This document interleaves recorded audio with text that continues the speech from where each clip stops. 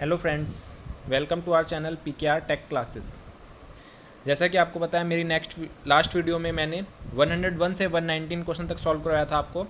हम अपना ये लेक्चर 120 क्वेश्चन से स्टार्ट करेंगे। मैंने 120 क्वेश्चन आपको लास्ट लेक्चर में बताया था। ये वर्बली नहीं समझाया जा सकता क्योंकि उसमें काफ़ी फॉर्मूले यूज़ हो रहे हैं। ये थ्योरेटिकली ही समझाया जा सकता है। ओके, चलिए हम अपने इस क्वेश्चन को, हमारे पास जो इस क्वेश्चन में हमारे पास गिवन डाटा है, नंबर ऑफ टीथ ऑफ हमें सेकंड गियर दे रखे हैं 60, नंबर ऑफ टीथ ऑफ हमें थर्ड गियर दे रखे हैं 20 and number of teeth of हमारे पास फोर्थ गियर के दे रखे हैं 100। ओके, और हमें इस क्वेश्चन में बोल रखा है हमें गियर 2 को फिक्स्ड रख के जो भी वैल्यू निकालनी है हमें अपनी निकालनी है।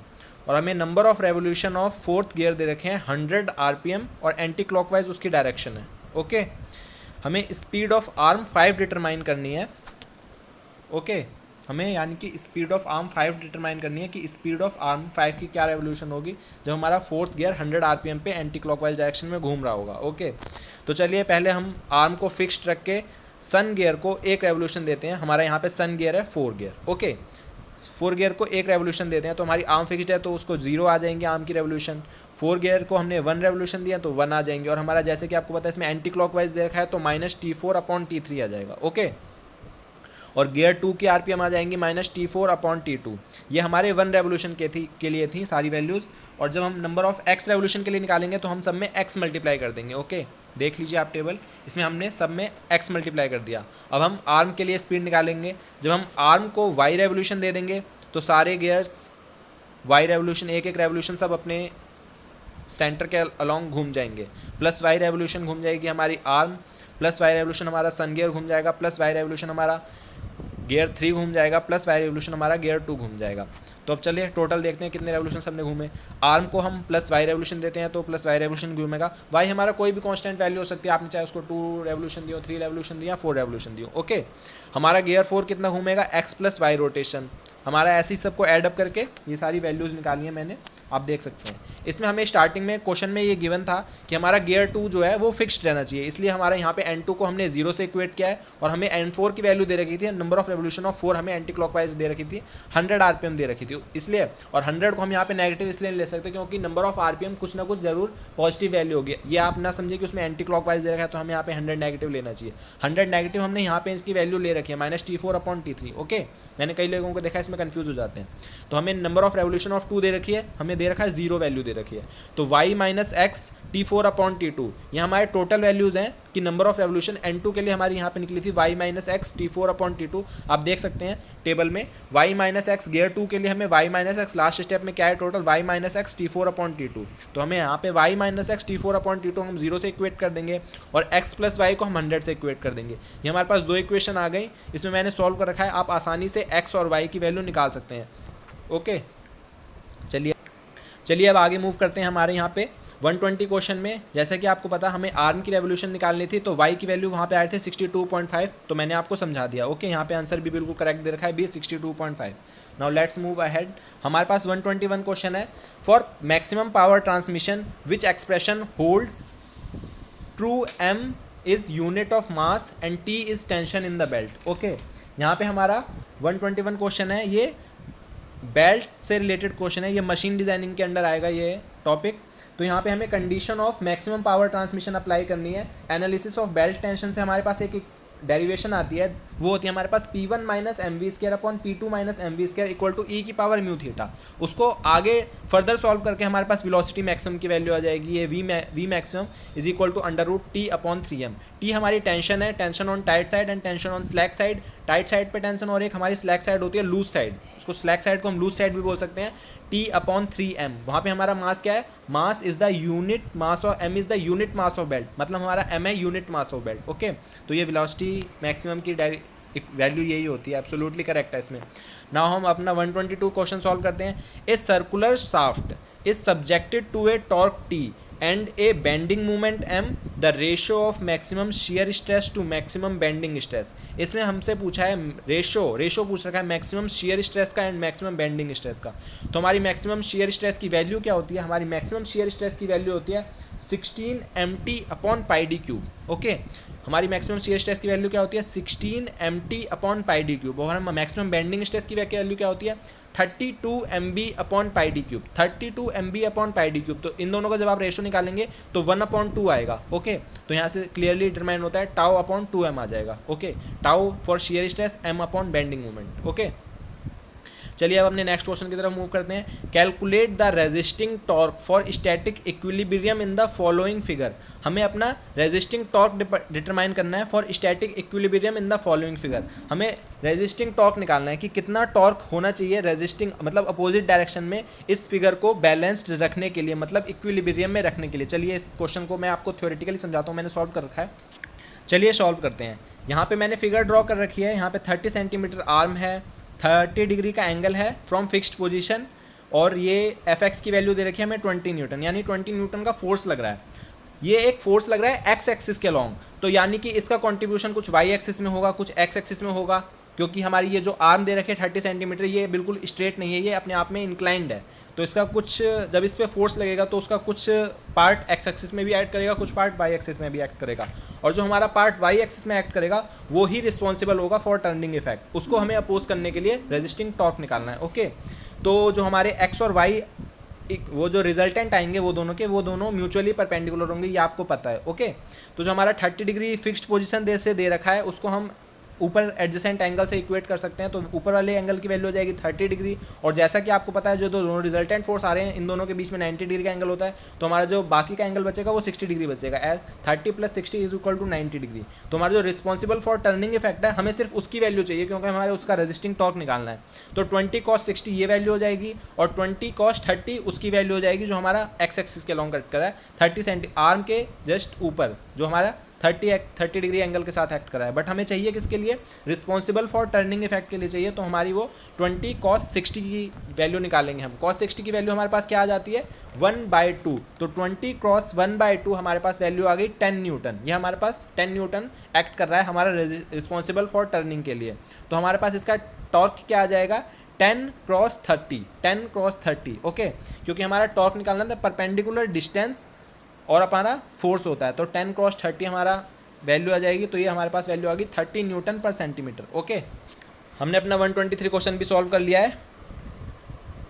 इसकी वैल्यू आ रही है sorry okay, it is correct, मैंने वहाँ पे मिस प्रोनाउंस कर दिया था। 123 की वैल्यू आ रही है क्वेश्चन नंबर 1 की, 10 क्रॉस 30 आ रहा था ना वहाँ पे, तो 300 न्यूटन पर centimetre. Okay, it is correct. Okay, अब हम नेक्स्ट आगे मूव करते हैं 124 क्वेश्चन की तरफ। इसमें पूछ रखा है Poisson ratio of perfectly linear elastic material क्या होगा। हमारा पॉइजन रेशो क्या होगा परफेक्टली लीनियर इलास्टिक मटेरियल के लिए। परफेक्टली लीनियर इलास्टिक हमारे मटेरियल, अब मैं आपको कैसे बताऊँ, बट हम इसके लिए एग्जाम्पल ले सकते हैं रबड़ का, इरेजर का। ओके, हमारा पॉइजन रेशो होता है strain in lateral direction and strain in axial direction, मतलब स्ट्रेन वाई एक्सिस के along and strain x axis के अलोंग, मतलब जितनी उसकी विड्थ इंक्रीज हो उतनी ही उसकी लेंथ इंक्रीज हो।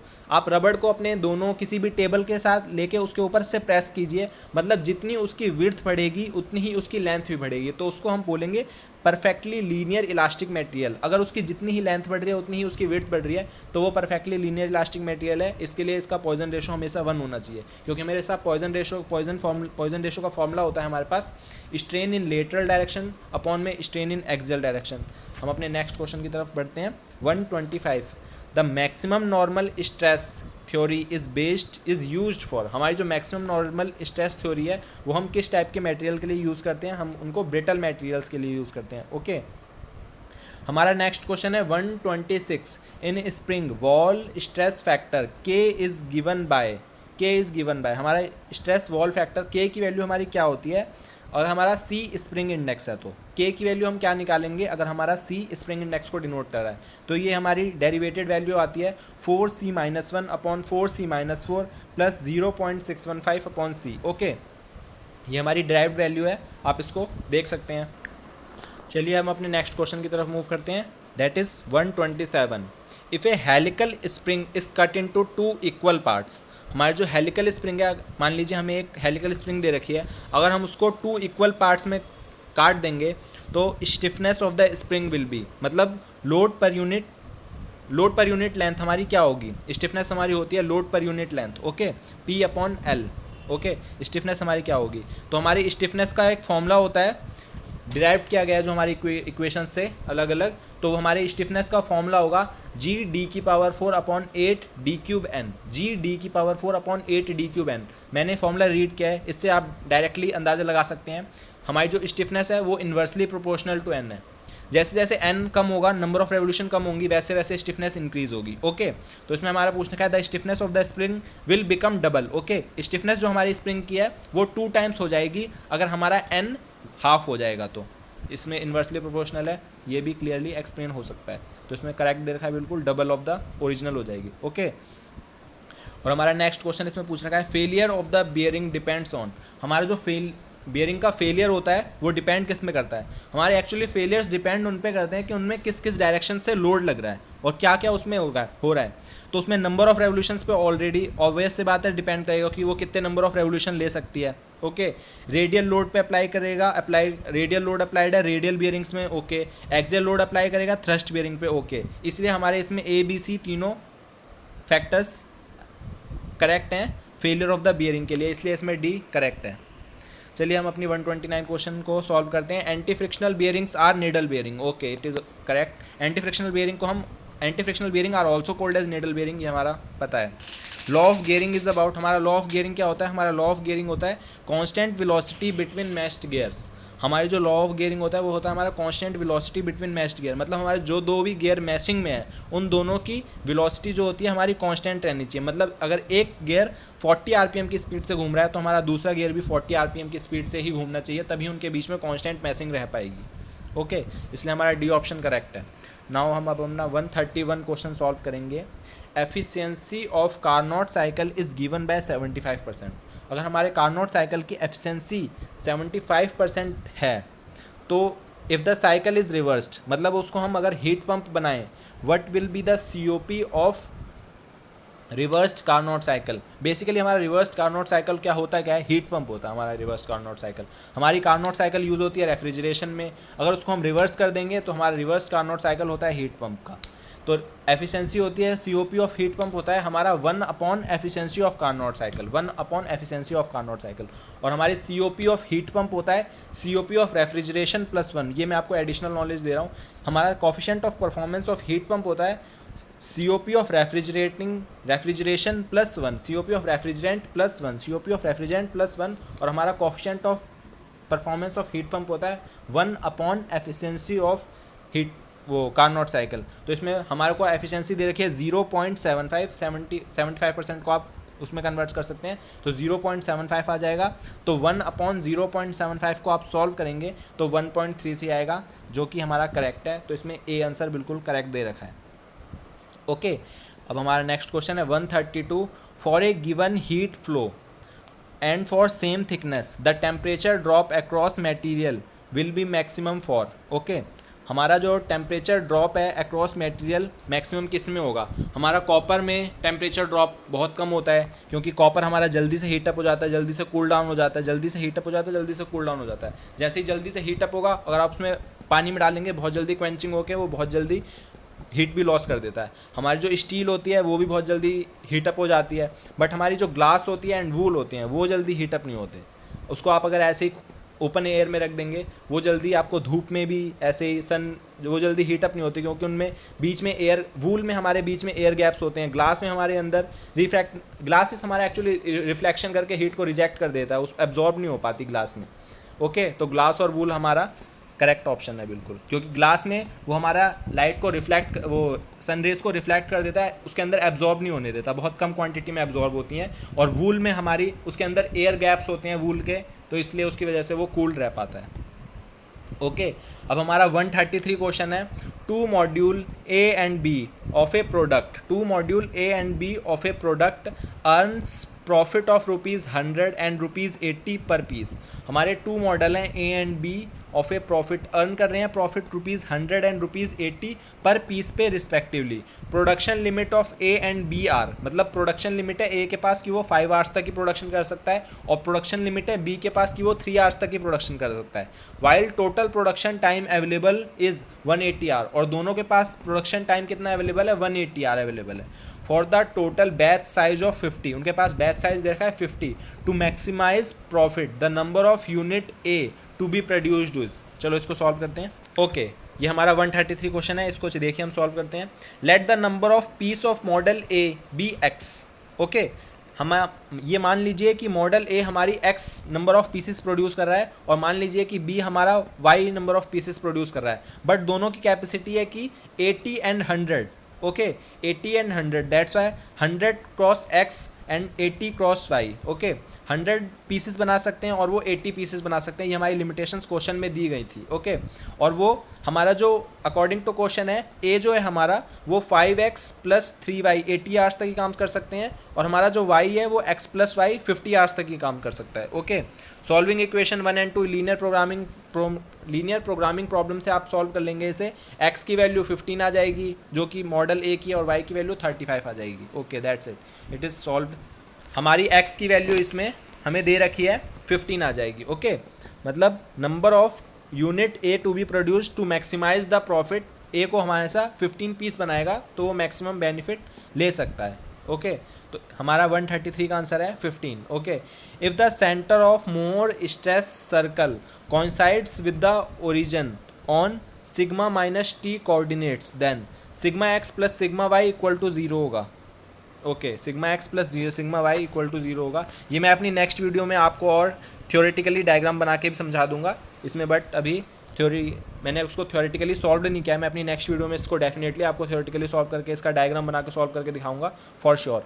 आप मेरी नेक्स्ट वीडियो का इंतजार करें, ये मैं आपको थ्योरेटिकली मतलब इसका डायग्राम के साथ आपको समझा दूंगा 134 क्वेश्चन को। ओके, अभी आप इसको मार्क करके रख लें अगर आपको समझ नहीं आया, और मेरे को प्लीज़ कमेंट करके बताएं अगर आपको किसी भी समझाए हुए क्वेश्चन में अगर आपको कोई भी डाउट आ रहा है, मैं उस क्वेश्चन को आपको दोबारा एक्सप्लेन करके समझाऊंगा। ओके, चलिए नेक्स्ट क्वेश्चन की तरफ मूव करते हैं। ये इसमें एक क्वेश्चन करेक्ट है, बट मैं इसको आपको फिगर के साथ समझाऊंगा तो आपको बेसिकली और ज़्यादा क्लियर हो जाएगा। अभी मैंने इसकी फिगर सॉल्व नहीं कर रखी है। ओके, चलिए नेक्स्ट क्वेश्चन की तरफ मूव करते हैं। 135, a solid shaft is used to transmit a power of 120 pi kilowatt and at 120 RPM.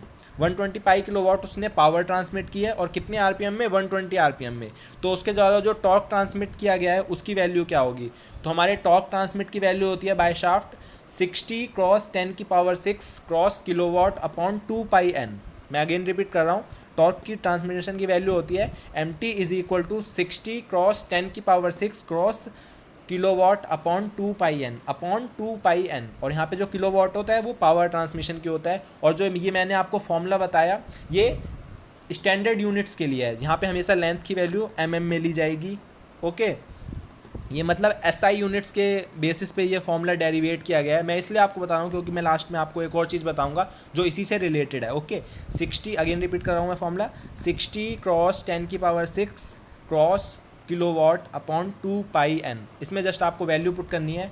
mt की वैल्यू हो जाएगी 60 क्रॉस 10 की पावर 6 किलोवाट। कितनी पावर ट्रांसमिट कर रहा है ये? 120 pi kilowatt upon 2 pi N. तो पाई से पाई कैंसिल हो जाएगा, 120 से 120 कैंसिल हो जाएगा, और 60 क्रॉस 10 की पावर 6 था तो उसको हम 2 से डिवाइड करेंगे तो 30 क्रॉस 10 की पावर 6 हो जाएगा। बट जैसा कि मैंने आपको बताया ये SI यूनिट्स पे बेस्ड फॉर्मूला है तो हमारा mm में आएगा। तो हम 1 मीटर इज इक्वल टू 10 की पावर 3 mm होता है, मिलीमीटर होता है, 10 की पावर 3 मिलीमीटर होता है। तो ये 30 किलो न्यूटन पर मीटर हो जाएगा क्योंकि हमने mm को मीटर में कन्वर्ट कर लिया, और mm में हमारी 10 की पावर -3 होती है, तो 30 किलो न्यूटन पर मीटर आ जाएगा। ओके, तो 135 का हमारा आंसर आ गया ए।